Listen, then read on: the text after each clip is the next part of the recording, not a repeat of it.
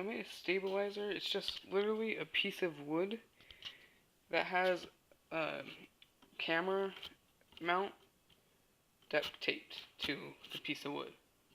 So I'll show you the difference. I'll film the same scene, but the first one without it, second one with it.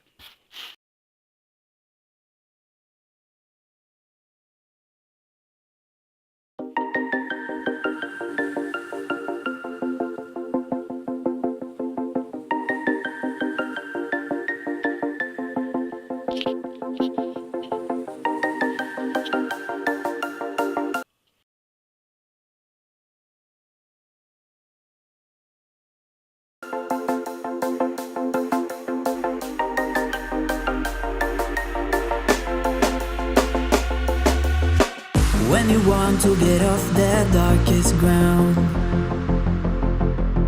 but gravity pulls you straight down.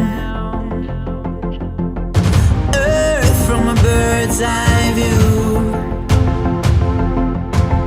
You should grow feathers and see this too.